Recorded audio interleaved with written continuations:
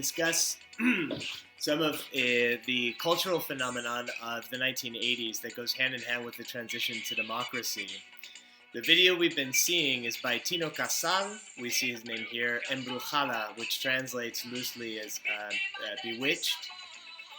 Tino Casal is the first openly gay pop star, at least to make it to the mainstream, so to speak, with music videos during the early 1980s.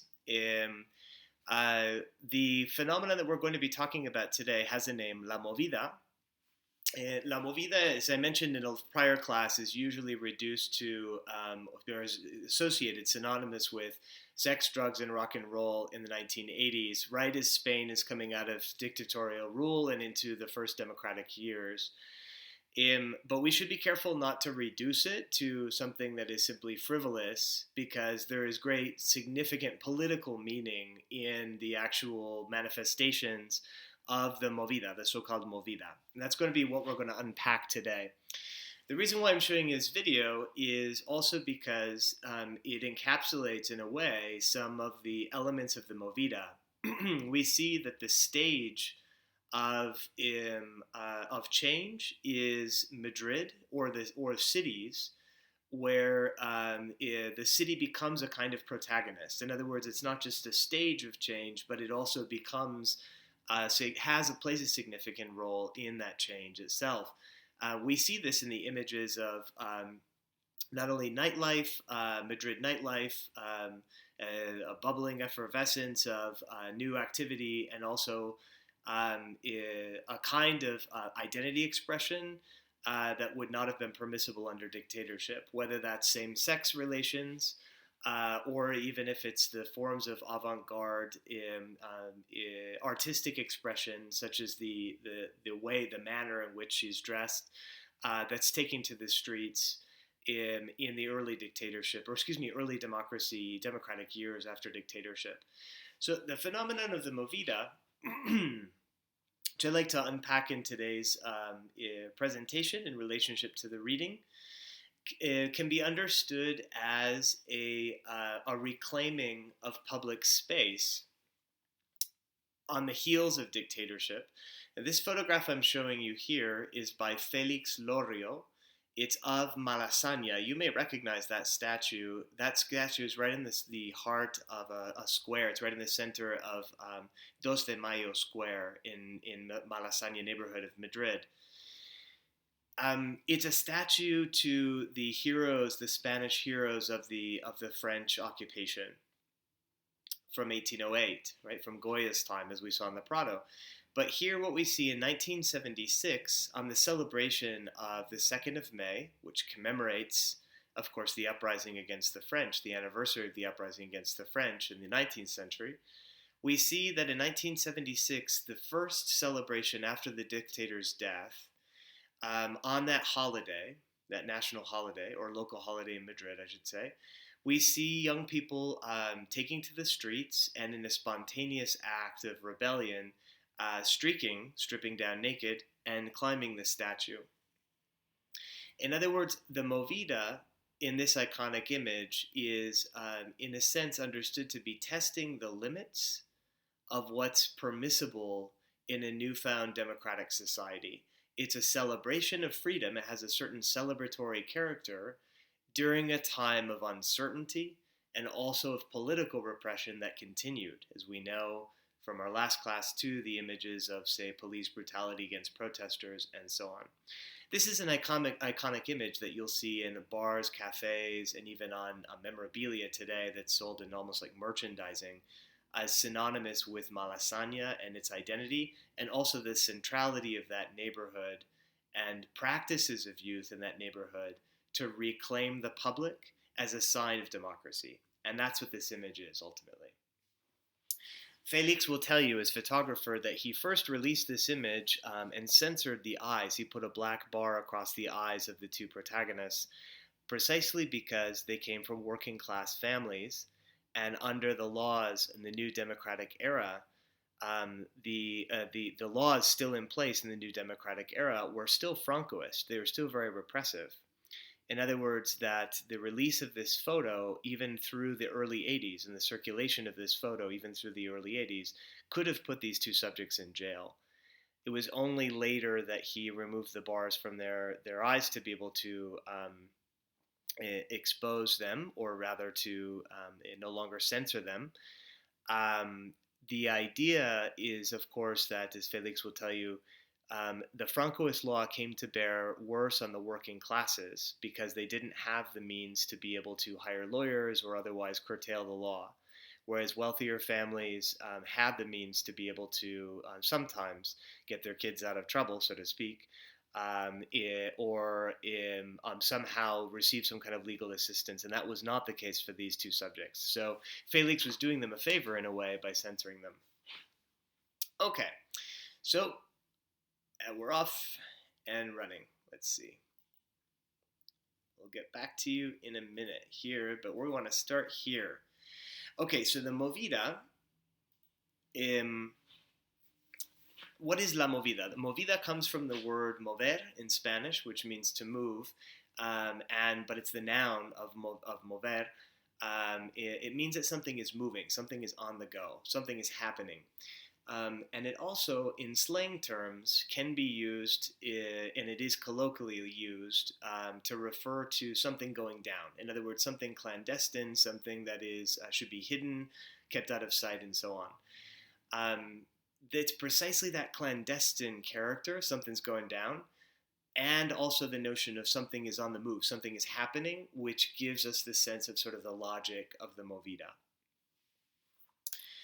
The Movida doesn't have a date, but we can say that it's going on right after the death of the dictator, certainly by 1977, and it moves into the 1980s. It's difficult to say exactly when it ends, but the Movida really explodes as a cultural phenomenon with the security of democracy. My question to you is, what is the date, if you remember to look through your notes, the date or the year of the event of the attempt at the coup of democracy, or the military coup against democracy that failed? Think about that for a moment, that those first few years, the Movida was more of an underground phenomenon. And then with the security of democracy, it exploded, so to speak, with a number of followers and even financial support from the state, in funding concerts and underground publications and so on.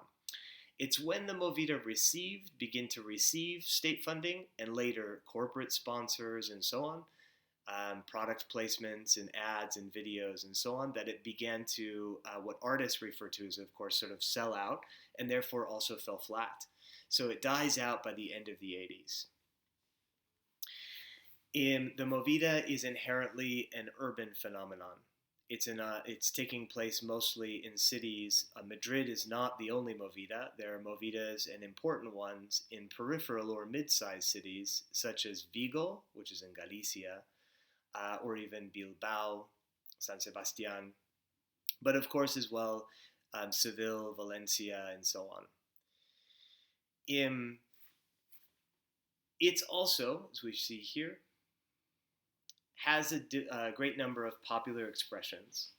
It's mostly a youth phenomenon and a counterculture phenomenon.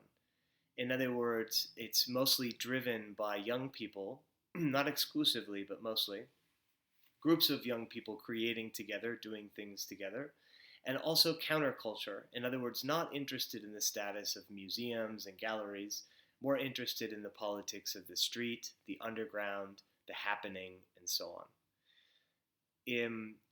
We see then that some of the examples of culture that are associated with the Movida, are cultural production, are, as we have the case here, literature published in magazine format, fiction, in other words, and fiction that's, in this case, written by a filmmaker. This is Pedro Almodóvar, who is an Oscar-winning, Academy Award-winning filmmaker, who had his start in underground films in the 1980s in Spain as part of the Movida. It's actually due to his career and thanks to his career that people like Penélope Cruz or Antonio Banderas have consolidated a career for themselves outside of Spain. We see that Almodóvar is dressed here both as a bullfighter. We see the traje de luces that he's wearing, with a cigar in his mouth. But then he also wears the red carnation and the peineta, which is the comb to hold a lace shawl or mantilla that women would wear. This is one of the points about the Movida. We have here a kind of gender bending interpretation of Spanish folklore. That's one of the features we're going to define today about the Movida. I'll return to that point in a minute. Okay, here we see on the left Almodóvar in a kind of subversive drag, in other words, wearing makeup but also with a mustache. As he was also duo lead singer for a group, a cabaret group or a rock group in the 1980s. And to the right here we see imitating a glam rock style with the outfit is Fanny McNamara, who is a singer as well. And this is the back, the concert hall, the legendary concert hall Rockola in the 1981 Christmas concert, New Year's Eve concert, excuse me. We see that concert halls and their followings were ultimately the spaces of the Movida. We see that the concert halls and their followings of groupies, so to speak, and the publics that would attend them would be the kind of collective formations and identifications, even expressions of the followers of the Movida. We also see film. This is a film by Almodóvar, one of his early films, The Law of Desire, La Ley del Deseo. If any of you had been to, in Malasaña, to a concert hall that's still in operation today and has a very young appeal, it's maintained a young appeal, called Via Lactea. Sometimes students find it on their own because it's recommended in different things like Yelp and so on. The art on the walls, it bears the same aesthetic, and it's because it's by a local artist who became big with the Movida. This is by CSP or CSP, whose style very much looks to a 1920s or 30s avant-garde style, picking up cartoon aesthetic and popular culture from popular culture influences and reworking it with classical references. This is the movie poster promotion done by CSP, graphic designer for Almodóvar. So we also see these kinds of confluences and collaborations. All right, urban art. Urban art, tagging, graffiti. Graffiti art, of course, not necessarily just graffiti itself. Here we see mural artist Muelle, who's probably one of the most famous from the Movida. His name means spring in Spanish, Muelle. And so his signature in the tag is to be able to have the spring, sort of his signature or tag, like spring out and into an arrow. We also see different publications like La Luna de Madrid. I'll show you some more in a moment. These were where different, a combination of what's considered to be high and low culture, popular culture, such as comics, star sightings, parties that were going on, who's who, who's where, and then also high culture, galleries, what's considered to be official culture, interviews with university professors and philosophers. That mix of high and low is considered to be, by definition, postmodern. Okay, we'll get back to this series in a moment. One of the things I wanted to show you in image and photograph image, before we move on, and take a look at some of the images that are in the reading for today,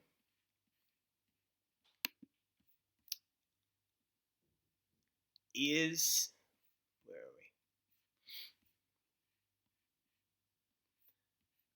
To show you this. No, where's the other? Oh, here it is. There it is. Okay.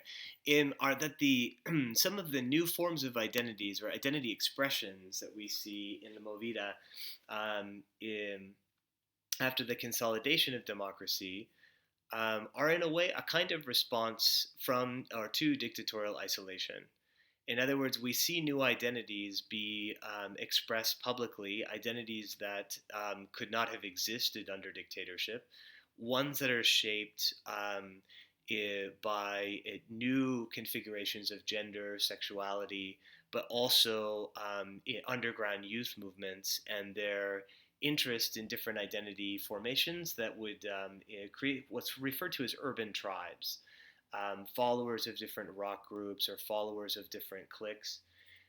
We see then those expressions are punk, rockabilly, also rock stars and skaters, but also the LGBT communities, at that time referred to simply as gay and lesbian, maybe the origins of LGBTQ or even queer communities here. What we see in this photographer's work, Miguel Trillo, is a sociological documentation of concert goers and those urban tribes. Here we see that Trillo is taking a photograph of a transgender woman who's being offered a light outside of a rock concert. We see two boys, a same-sex couple, in the bathroom of Rockola. We also see sort of a sinister look of punk. Um, this this is before the word goth was used. Goth is a term that would come around by the 90s, but in the 80s it was all a subgenre of punk. So this would be considered to be a punk identity to women. And also practices of nightlife and going out that were not permissible under Francoism, but that had become an identity very quickly of the city of Madrid, and actually confused or conflated with freedom. In other words, one of the ordinances that was decreed by the minister, excuse me, not the minister, but the mayor of Madrid, Tierno Galvan, in the 1980s, was to loosen the opening hours of and licenses of restaurants, bars, and so on, allowing them to be open on the hours ultimately that they wanted to, which means that there was no obligation to close, or at least that was loosened up. And we see here that this is the morning after this subject has been out all night. She's dressed in chiffon, in very much inspired by Cyndi Lauper. Girls just want to have fun. And she's sitting on a pile of trash, which is actually supposed to mean, it's like a humorous gesture to an understatement here, or rather an exaggeration, that she's so likened to trash, and the idea being, of course, that there's this dog that's passing through the streets and happens to urinate on her foot, and she seems not to mind or not to notice. It's the morning after a long night out. Also, psychedelic followings of certain bands or groups, psychedelic bands that were sort of layover from the late 70s or 70s, and hippies and hippie styles that was from the decade prior.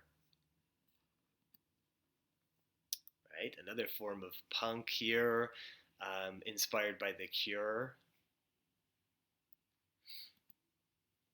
And then also rockabillys who are like also a subgenre of punk, if you're not familiar with rockabilly, that looks kind of like Greasers from a different era, but very much of it's like a punk following that uses bluegrass and banjo instruments and influences in it. Rockabillys, motorbikes. All right, and hip hop. The origins of hip hop, which was adapted, brought into Spanish urban environments, and particularly had a working class following of youth who was estranged from, with high rates of unemployment as well, also estranged from the cities and future project of democracy We see, in other words, that these young groups would pick up hip hop tendencies in the rest of Europe that are also looking to the United States and the UK. Okay. These are an example just to see you like the face of change, what's going on during the time of the transition. I want to get back to this point then in the study guide question today,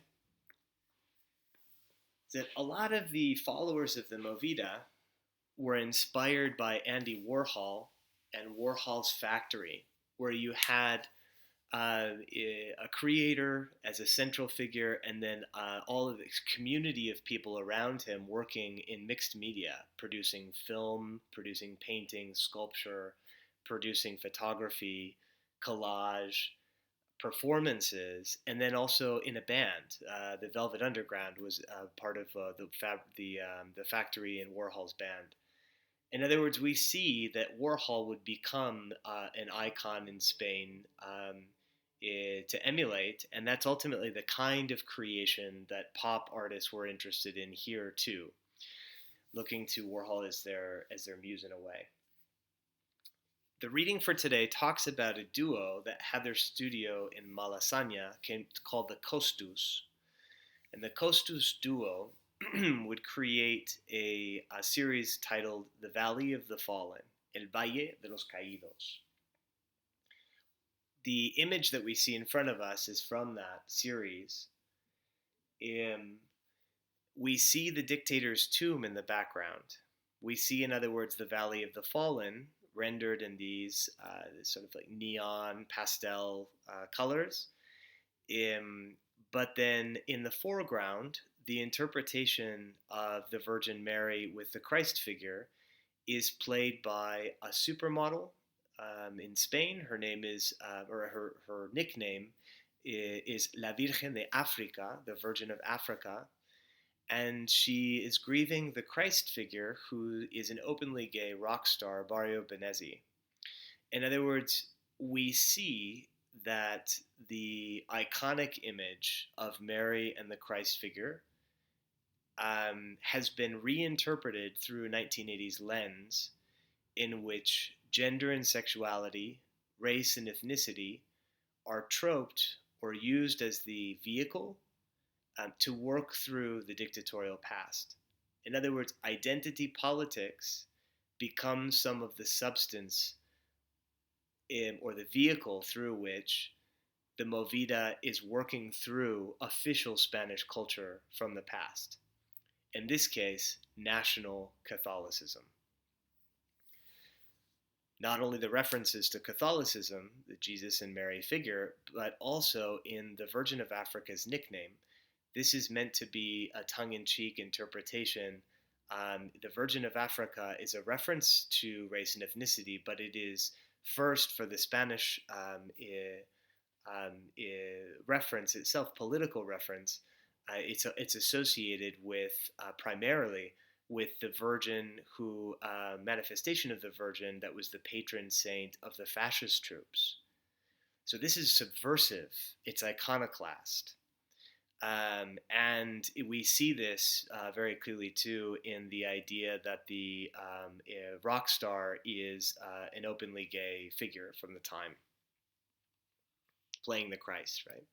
Okay, so this is the Valley of the Fallen that we've seen in the previous slide, and it shows us the giant Pietà over the tomb. This is one of the images that appears in the reading for today. It's called Mi Patria, my homeland. It shows us Alaska, who is one of the singer-songwriters from the Movida, with another Jesus figure. And if we look in the background, we see that the ratio of the red to yellow stripes is more or less the same ratio as the Spanish flag. It's red to yellow. And this gives us the sense that the artists are intending to work with this narrative of both patria and nationalism, and also Catholicism, right? But reinterpreted from the 1980s lens, subverted as it's being reinterpreted with this goth-like figure as the Virgin Mary. making merry punk, right? Okay, here we see a close-up of the, and then this color image then is the same figure of Alaska, yet another Pietà. That's in the reading for today. There you have Pietà. Or more classically, the Virgin Mary. This is the Immaculate Conception. And this is the actual Immaculate Conception that you could find in the Museo del Prado, done by Pacheco, who is Velázquez's master or teacher. We see here the one of the Costus duo portrays himself as the Christ figure. This is one of the artists. He does so in a sacrilegious way. He is looking up to the heavens, and in what's a gesture that's interpreted as the misericordia. It's the moment interpreted in the Catholic religion in which the Christ figure looks up to the sky during crucifixion, and it's a moment of doubt when he asks, "Why, Father, have you forsaken me?" And that's ultimately the Christian or Catholic interpretation of this that we see in Easter week. And that's precisely this icon here that we have in Seville, of the Passion of the Christ, looking up to the heavens in that moment of doubt. It's the human character of it. So in other words, what we're seeing is that, in a way, even though our figure, the Costus duo, has said publicly, there's nothing political in this project, there very clearly is. In other words, that their frivolousness or their frivolity allows them to get away with quite a bit. It allows them to be able to subversively reinterpret some of the Catholic and Christian nationalist narratives that's in official Spanish culture that the dictatorship upheld.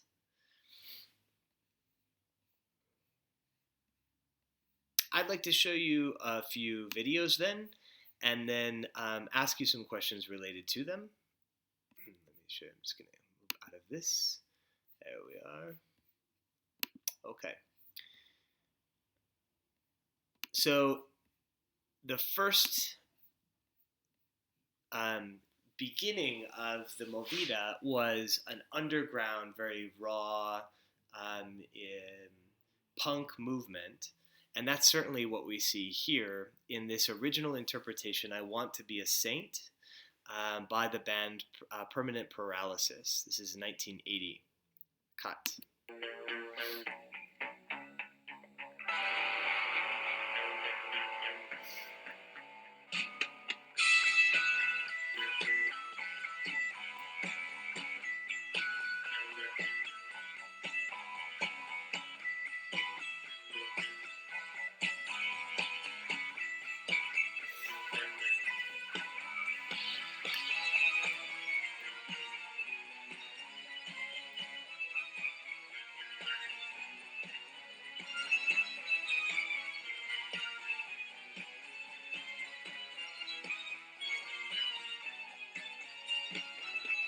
Quiero ser canonizada, azotada, flagelada, levitar por las mañanas y en el cuerpo tener llagas.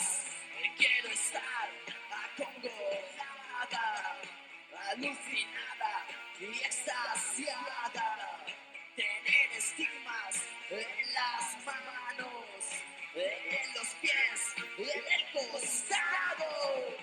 Quiero ser atada. Quiero ser atada. Quiero ser atada.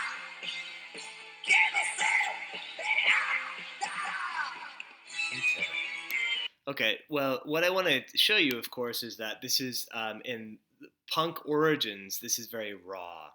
It is a in the disc that's cut, the album. We see that the titles and references in the song lyrics are all to, as the case in this case, Catholic liturgy. We have, in other words, I want to be a saint, I want to be canonized, and then it goes through an entire tradition of Spanish mysticism, levitation, the stigmata, and so on, or self-affliction, even self-flagellation, right, as punishment, and these kinds of questions that are reinterpreted through punk. Okay, so we see that this underground character of this punk origin, by the end of the 1980s, would have played out as the Movida became more official.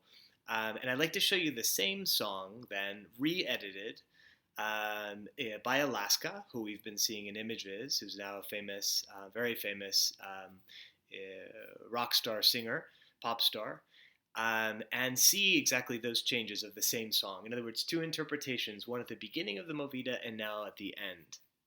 Let's see, this is 1989.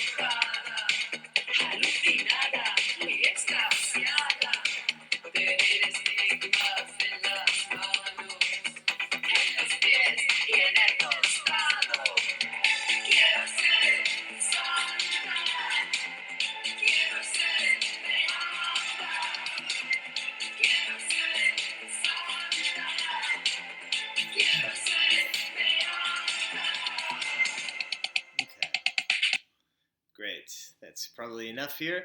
Okay, so my question to you is briefly, what are the differences that you know between the first cut and the second? I'll take a minute and maybe jot down a couple of differences. Go ahead and pause the video here. Okay, so now that you've jotted down some of the differences, if we take a look at the second version, we see that Alaska is very clearly in a music video environment. In other words, this is staged. It's very produced. It's produced with the really the development that goes hand in hand of MTV, the commercialization of music and music videos for television. This is a set, and the set itself is done to look like an underground or an abandoned factory. In other words, we see it's complete with graffiti, even anarchist symbols. There's an anarchist symbol at one point in the background. And it's very clearly made for radio edits. It's made for pop aesthetics, but also it's made to be danceable for radio play. And there's even a choreography that goes with it, a very easy one that you could learn if you wanted to. The idea being that what we have here is something that is made for popular consumption and it's made for commercial consumption. That shows us in a way this narrative arc of the commercialization of the Movida and its trajectory. That's a far cry from the punk underground origins of the first radio cut. Okay. Okay, finally, what I'd like to ask you to do then is to go ahead and, in the reading for today, take a look at the script or read the script for Alaska's 1981 video, Terror in the Supermarket. We're going to watch here. And And then I'd like to ask you, how does this video or its lyrics how is it emblematic of the Movida and some of the logic of the Movida? In other words, what do you see here that represents the Movida in a way, or that's indicative and representative of the Movida? Let's take a look at the video and then we'll discuss. Empujando mi carrito, lleno de cuenchipielitos, Maripili iba muy mona, con su colita de goma. Terror en el hipermercado, horror en el ultramarinos, mi chica desaparecido y nadie sabe cómo ha sido, no. Maripili, rica guapa, qué bonito ni una lata, ves deprisa, ves corriendo, no te espero en complementos. Terror en el hipermercado, horror en el ultramarinos, mi chica desaparecido y nadie sabe cómo ha sido, no.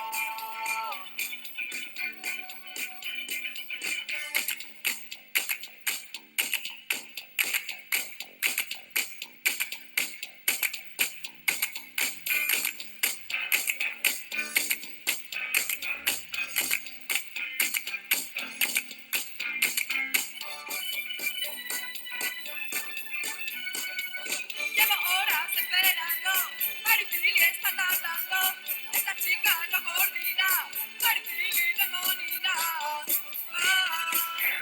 Terror en el hipermercado, horror en el ultramarinos, mi chica desaparecido y nadie sabe cómo ha sido, no. ¿De quién es esta cabeza? ¿Este brazo? ¿Esta pierna? Ay, Maripili, eres tú. Ay, qué disgusto, qué terror en el hipermercado, horror en el ultramarinos, mi chica desaparecido y nadie sabe cómo ha sido. Terror en el hipermercado, horror en el ultramarinos, mi chica desaparecido y nadie sabe cómo ha sido, no.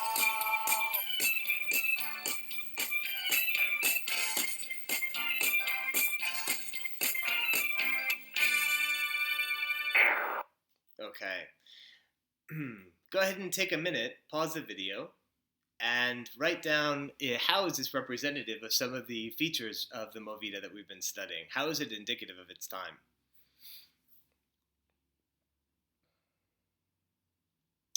Okay, there's no one answer to this, but we might notice a few things. First is that the video quality is poor. It's poor because it's shot in a home camera. It's shot by a group of friends who got together and used the resources available to them to be able to make this video.